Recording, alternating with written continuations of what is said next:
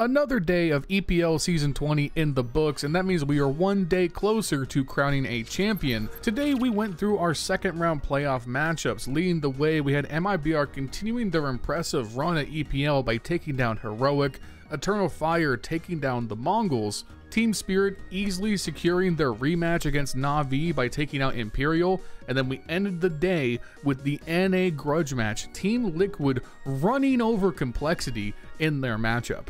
There is plenty of interesting action to get into, so if you missed it live, you are in the right place for your same day recaps of the biggest tournaments in Counter-Strike. All that I ask before we get started is that you take a second, leave a like, leave a comment down below, and subscribe to the channel if you haven't already. It helps out immensely in the YouTube algorithm, and with that out of the way, let's start talking about this opening round matchup between MiBR and Heroic. Now, going into this, I have said a lot of positive stuff about both of these teams in this tournament. I've definitely been one of Heroic's biggest defenders, but honestly, watching MiBR make this run has been very interesting to watch play out. Not only, as I've already elaborated on, this team has been performing much better as a unit, but Insani especially continues to show his stuff and establish himself as a tier 1 caliber star. And he was excellent for this whole series for MiBR. He top fragged on Mirage, admittedly did not play that great on Anubis, but hey, exit and drop got your back on that one. And then he top fragged and led the way on Nuke, and they needed every bit of it. Heroic are a formidable team in their own right, and when they opened up this series with a pretty dominant win on Mirage 13-9, I was fairly convinced that MiBR would not be able to pull this back. Tessus and Shush were amazing. Heroic opened up on Mirage with a 9-3 half on the T side, and this game ended up being a battle of the T sides as neither team could get a footing on their CT side hold. The difference being, when you go up 9-3 to start the game, it's just so much easier to absorb that kind of issue when you only need to win 3 more rounds to put it on match point. Moving on to Anubis, I think Heroic unfortunately fell victim to just the current state of the map. As we all know, Anubis is one of the most T-sided maps in the entire game, and MiBR did what they needed to do on their CT side opening half.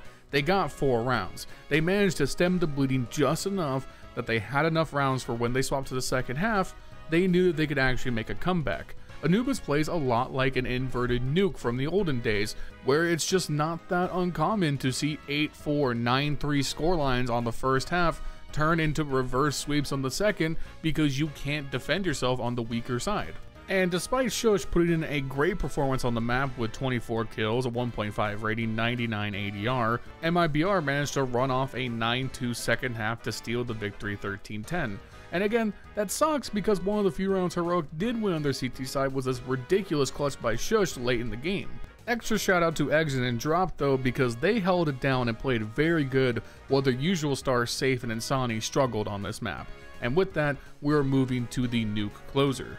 And there's no two ways around it, I'm not going to mince any words here. Insani went absolutely ridiculous on this final map.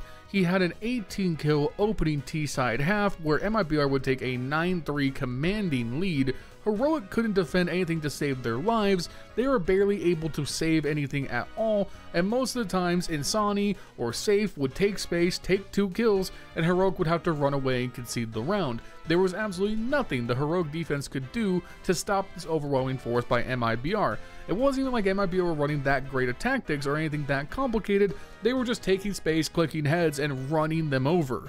No time to establish economy, no time to get settled in, no time to take momentum. Heroic were never even allowed to get involved in the match. And when we swap sides, it's the same old story. Heroic take the pistol round, they then lose the next 3 trying to establish their economy. They take 1 more just to make things look not that bad, and then promptly lose the game and the series. And yeah, this is just another insane, legit win by this MiBR team, and they move on to play M80 tomorrow, which based on how both these teams are playing right now, has potential to be one of the best matches of the tournament, and neither of those teams exist inside the top 20. That's pretty crazy to say. Next up, we had Eternal Fire taking on the Mongolz, and by the way, shout out to Eternal Fire because as of September 16th, they officially broke into the HLTV top 10 ranking in the world, and it's pretty deserved. They've been on a great run of form since the player break. As I've talked about in previous recaps, this team is looking way better than they used to. way more concise, way better as a unit, and they walk up here against the Mongolz, who have also been looking pretty good recently, and they played a damn good series. The Mongolz take the opener in an overtime thriller on Mirage 16-13. Eternal Fire then fired back, no pun intended, with a 13-9 win on Anubis and a 13-11 win on Inferno. Now real quick, I want to look at something very specifically when it comes to this game on Mirage, because the Mongolz did win this, so it's hard to criticize them, but if you look a little closer at their first half performance, there were a couple key mistakes that I think allowed Eternal Fire to push this to overtime in the long run. Now we're going to cut around a little bit to some of the highlights from these rounds, but we're going to focus a lot on the economy. Here, Mongolz are out to an early 0-2 lead, we're on the third round, they're bought up, they just shut down EF on their previous force buy. Eternal Fire coming into this round with a saved AK and Galil and an MP9, so they still have a fair amount of gear, making this a pretty even possible round for them to win it. And in the end, the Mongolz are going to concede this round. Zontaris is going to get a great double deep on B side with the Deagle.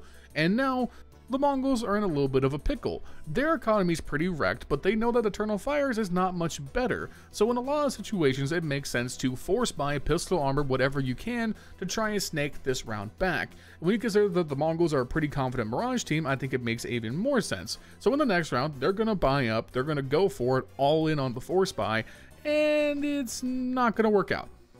And like, not even in the sense that like they kind of made it close, so whatever. No, they didn't manage to get any kills actually. So the force buy has failed, and a common sense would dictate that at this point, you concede the early round back and forth, you save, and you work towards the next round's full buy. But for whatever reason, the Mongolz decide, no, let's double down and force down to 0 yet again. And right here, I feel like this is a criticism you can levy straight at the coach for the Mongolz, because I would be calling a timeout here and asking my players what the f. Because now, even if you win the force buy, you're not going to break Eternal Fire's economy, and this round is incredibly high risk because Eternal Fire are now full bot. They have all of their nades, kits, everything up on Woxic. It is now incredibly hard for you to try and win this round. There is nothing really going your way other than blind luck on an eco win. And once again, they are going to send it straight through to A and not win another force buy. So as we head into the next round, not only is the Mongolz economy completely wrecked, they have to just full Glock save now. Look at the economy for Eternal Fire.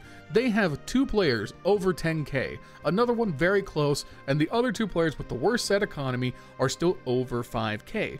The Mongolz tried to do economic damage to Eternal Fire, and instead all they ended up doing was getting 1 kill over 2 rounds, delaying their next full buy, and allowing Eternal Fire to flip an 0-2 deficit into a 4-2 lead. And when you consider that Eternal Fire ended this half 5-7, that means at least 3 of those rounds were forced errors that the Mongolz could have chosen to not have given up. Again, the first force buy, I think that's reasonable. I understand why you do it. The second force buy makes no goddamn sense and forces you into another protracted save instead of losing that first force buy, saving, and then getting a full buy the round after. Now, obviously, they go on to win the game in overtime, so really, is this that big of a deal? Well, considering they lost the series, I mean, I think it's definitely worth criticizing because it's bad economic management, and if nothing else, it's something that you can keep in mind when you're playing your game. There are always risks to force buying, and you have to weigh those when you decide to do it because it could set you on the back foot for the rest of the half.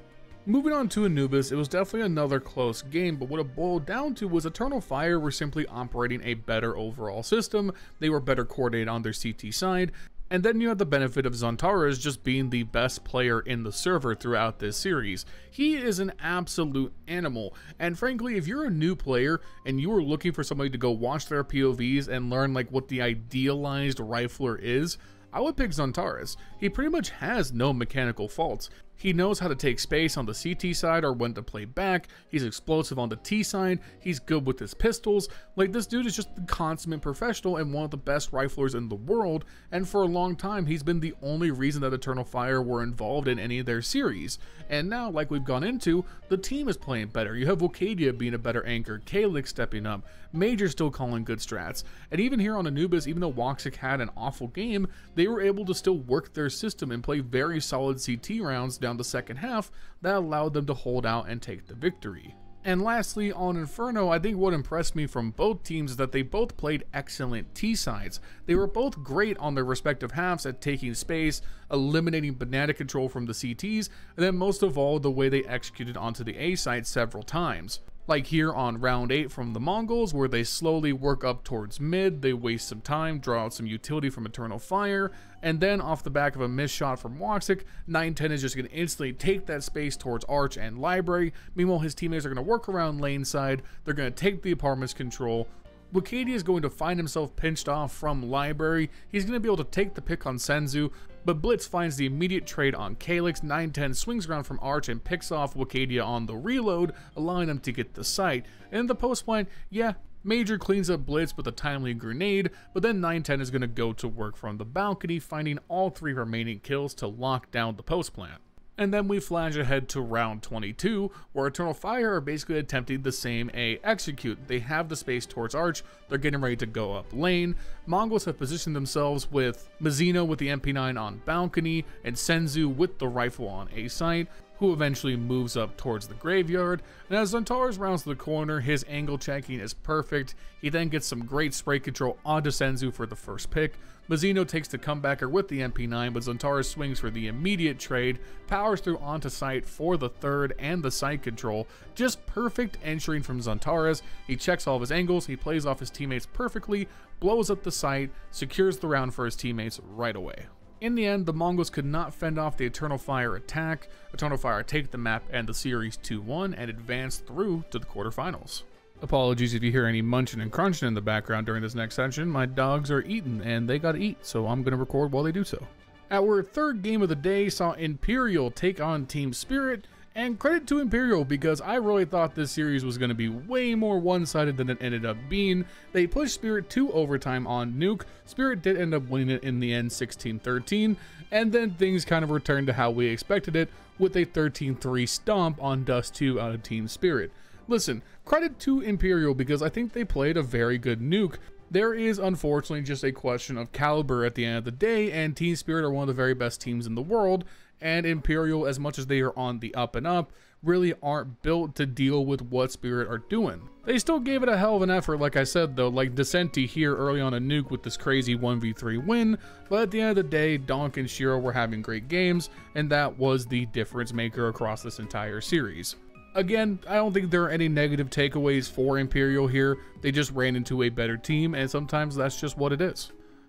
Speaking of running into the better team, let's talk about Team Liquid running over Complexity in their matchup to end the day.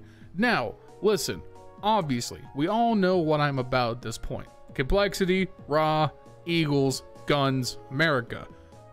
However, I do really like this Team Liquid lineup, and I guess I'll have to start singing the Canadian national anthem because, man, this lineup was definitely better than Complexity today. It was a 12-0 start on Nuke, a 12-2 final scoreline, so Complexity at least didn't concede the 13-0. And then on Anubis, you're going to look at that 13-7 and assume that this game was actually kind of close.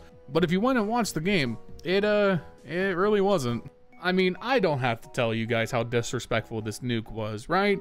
Because not only were Liquid just styling on Complexity's T side, it got so bad that they conceded an embarrassing 1v3 loss to Yakindar, where he got the defuse while Leash helplessly sprayed him through the smoke and missed all of his shots. And that was unfortunately the best round, arguably, that Complexity had during that opening half, so that kind of tells you how hard they got whooped.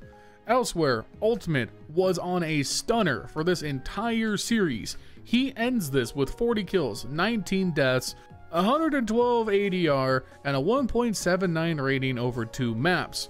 Roland from Poland is legit, and I will continue to stand on this hill until people realize how good this guy is.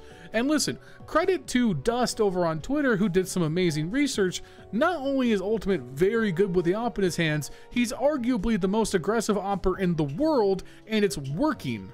He's at a nearly 20% opening kill attempt rate on the T side and over 30% on CT, and he's winning those opening duels 2/3 of the time. And the only player in World Counter-Strike close to him in terms of that opening rate with the op is Zywoo, who is currently a hybrid. Like, when you watch this guy play, and if you've been around for a while and you watched a lot of professional CSGO, I think you'll see who this kid looks like right away. He plays like JW, and not like washed up post-op nerf JW. I'm talking Fnatic, major winning, why the f is he there with an op JW in his prime, just running at people on the CT side like he's using a shotgun and winning all of his fights because he was unstoppable. I haven't seen someone op like that since JW fell off.